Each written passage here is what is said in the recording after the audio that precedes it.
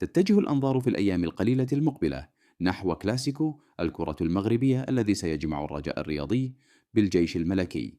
وقد أعلنت إدارة الرجاء عن طرح تذاكر المباراة للبيع عبر المنصات الإلكترونية والوكالة الشريكة، حيث جرى تحديد الأسعار على النحو التالي: المدرجات المكشوفة 60 درهما، المدرجات الجانبية 120 درهما، المنصة المغطاة 250 درهما، المنصة الشرفية 2000 درهم. هذا التنظيم في عملية البيع جاء لتفادي الازدحام وضمان توزيع عادل للتذاكر بين مختلف فئات الجماهير الخضراء. في المقابل، عرفت عملية اقتناء تذاكر جماهير الجيش الملكي إقبالا غير مسبوق، إذ نفدت أعداد كبيرة في وقت وجيز في انتظار تنقل تاريخي للجماهير العسكرية نحو الدار البيضاء. وقد أوضح النادي تفاصيل عملية البيع وحدد نقاط التوزيع في الرباط وسلا وتمارة، ما يعكس حجم التعبئة لهذا الموعد الكروي الكبير.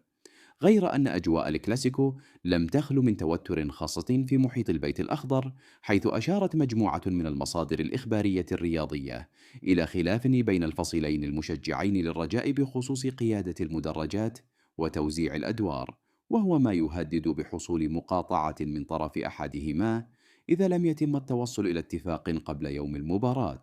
كما سلطت بعض الجماهير الرجاوية الضوء على مستوى اللاعب آدم النفاتي، الذي لاحظوا أنه غالبا ما يتراجع أمام الجيش الملكي، وربما يعود ذلك إلى العامل النفسي لكونه فريقه السابق، وهو ما يفرض على اللاعب أن يستعد ذهنيا بشكل أفضل لمواجهة الكلاسيكو حتى يقدم الإضافة المنتظرة منه. أما في البيت الأحمر فقد كان الجمع العام للوداد الرياضي مليئا بالأحداث، فقد كشف الرئيس هشام آيت منى أن عقد النجم السوري عمر السومة لم يتجاوز 30 مليون سنتيم، بعدما أثيرت الشائعات حول مبالغ ضخمة تلقاها اللاعب إثر حضوره مع النادي الأحمر في مونديال الأندية بالولايات المتحدة الأمريكية. وأضاف مؤكدا أنه لا ينوي تحويل قميص الوداد إلى لوحة إشهارية من أجل المال، باعتبار أن قميص الفريق يظل ذا قيمة رمزية وتاريخية كبيرة. وأعلن كذلك عن قرب افتتاح أكاديمية للنادي.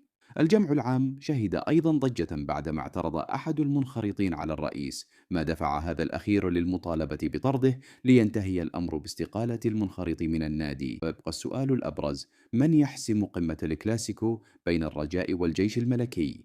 وكيف ينظر جمهور الوداد إلى تدبير النادي بعد موسم كامل؟ مع هشام آيت منا وإلى مخرجات الجمع العام الأخير.